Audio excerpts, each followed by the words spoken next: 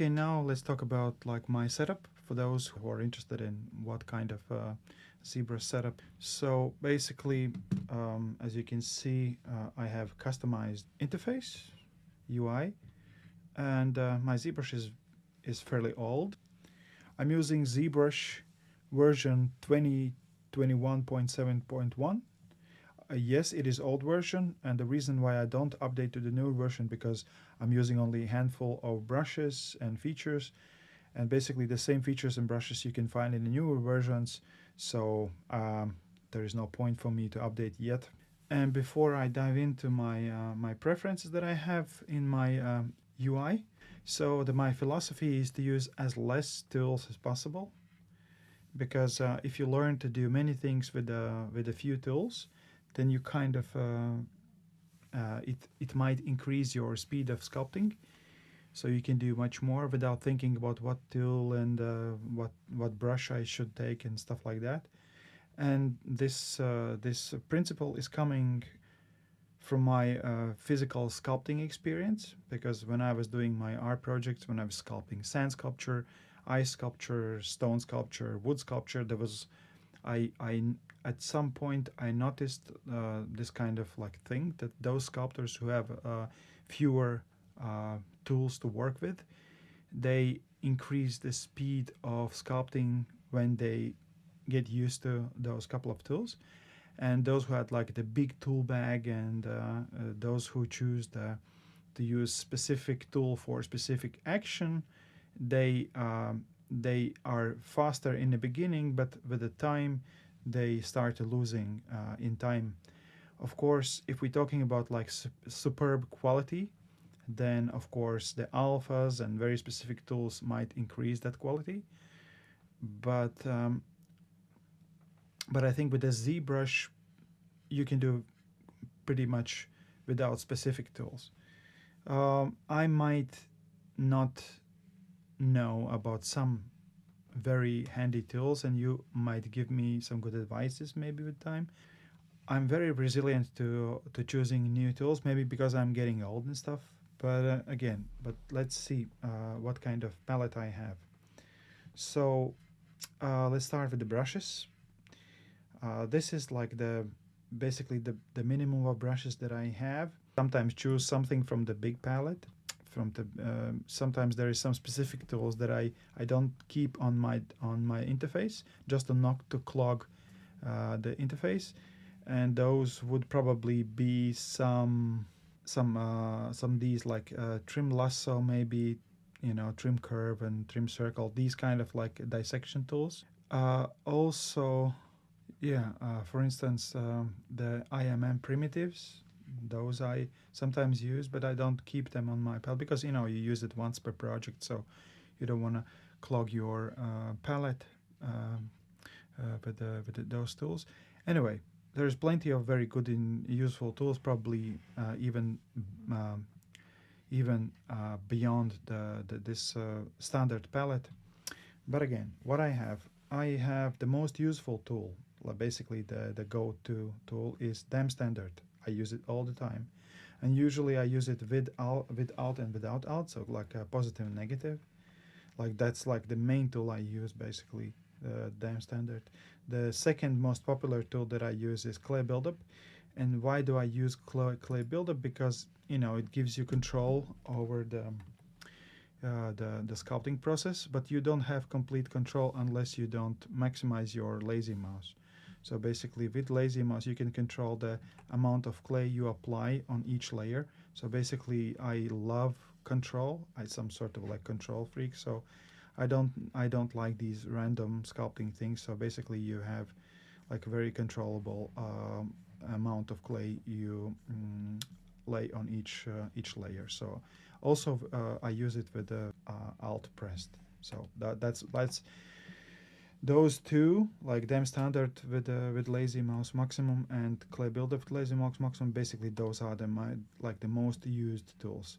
With damn standard I create the edge, and with the damn standard alt I create the separation. So basically, for instance, if I want to create like separate form, then I create like with alt, or and then I just create the edge. So basically you already have some kind of blockout thing. That's very useful. So basically you can, when you look at me sculpting, you can see it quite a bit. The next very popular is standard, of course, and I use it when I apply polypaint. So when I use polypaint, I usually use standard without sub and add. So just if I need to paint something, if I need to paint details or very tiny lines, I paint with them standard, of course. But if I don't need to have like very tiny things, then I use quite a bit standard with RGB. So that's my go-to tool. So the next most popular is Move tool. That's like really popular. I use it quite a bit. And I'm telling you this order of popularity of my brushes. So Move tool is also, so when you work with the main forms, when you just blocking out and kind of like doodling around and trying to kind of like establish the correct form, so the Move is very handy. So that's like really popular. I don't use the Move topology so much, because the Move topology is it takes too much of the power of your computer, and if you have a lot of polygons, then Move topology might become so start lagging, and it's not very nice. So Move topology is less popular, but anyway, I keep it on my desktop just in case if I need to move like a separate ZRemesher guides. Before I do ZRemeshing, I sometimes give guides, and it's not working in this version 2021. This version ZRemesher is not very accurate, so sometimes helps a bit, but sometimes it doesn't. So, but I have them. So before you ZRemesh, you apply the guides, and then you by ZRemeshing you can control topology of your 3D model. The next is edge polish, very popular. I used edge polish, very popular tool, and what I like about edge polish, it's I really love how you can control it. So basically, trim dynamic is less controllable. Basically, it does the same, but you have less control over it. You compare like trim dynamic and edge polish. Edge polish is like the one I use most, and sometimes I do trim dynamic. Trim dynamic I use when there is some kind of pinched shape, for instance. I don't know how to show, like some pinched shape, and I just want to get rid of this sharp edge just to prepare it for Dynamesh. So I just shave it away, and then I Dynamesh. So I rarely use trim dynamic, but I use it for fixing some conflicts and stuff like that. So I don't use it much, like conflict fixing. But if I want to correct the form, edge polish with actually my favorite Z intensity is 3. Well, it takes time because you just don't feel how it works, but it does working. But then you can really polish your surface, and you can create you can really control the polishing process, so it doesn't it doesn't create so much planes. So basically you can create it's almost like a sandpaper. So you can just like if there is too angular shape, and for instance you want to round it out, so Z intensity 3 and edge polish, it's just my favorite. And then you can create like the separate directional surface. The next tool I want to talk about is Select. But Select is when you press Shift and Control on your Windows, Select tool, basically what it does, it just shows you some part and hides some other. It's very handy. So you have something, and then other elements doesn't bother you. So, but why do I have it here if it's so default? The problem is if you choose Trim Rectangle, and I use it a lot. Trim rectangular, I use it a lot. So basically it kind of makes these clean cuts. If you don't have subdivisions, it creates these beautiful clean cuts. And then afterwards, if you want to hide something, you press the Shift Control, and it still makes cutting, and you don't want. So that's why I have it on my desktop, so I can click to select rectangle, and then I just select, and there's no cutting happens. So So that's why I have these two: select rectangle and trim rectangle. So both, because if you activate one, then each time you press Shift Control and do rectangle, it either does one or another action. So you understand. And the next one is inflate. And of course, inflate I use mostly inflate I use to fix the topology issues. So basically, if you have some holes in topology or conflicts or some backface is somehow conflicting, then by inflating you just inflate it and then you dynamish it. So and then you're done. So basically, it fills the holes and conflict. You know, do this and then dynamesh, then it makes clean topology. So basically that's mostly what I use. If I need any other tool, then I go to the this palette or palette, how you call it, and then I choose any other specific, but I like barely do it. So I don't like to waste my time of thinking about brushes, and so I'm just trying to do every single thing with these brushes. So that's my policy. And if we talk about more about my interface, then of course what I do usually I work without perspective and without the grid. That's my, and if I need some you know, angles, then I usually go to the document, not document, what was the draw, and then I choose, instead of 50 angle, the focal angle, I choose the 85. I like the 85, but it's when I do portraits and I just want to see how it looks like, I don't use 50. I think it's just a little bit too distorted. But I usually work without perspectives. So what else do I have in my interface? Lazy mouse, definitely. That's like the very, very important part. New document. I have it just because sometimes, you know, if you open this default, then you have this very cropped, even, you know, screen, and then. But what I have this project with a Z-sphere saved, and I open the project. So I have the project on my desktop, and then I just open this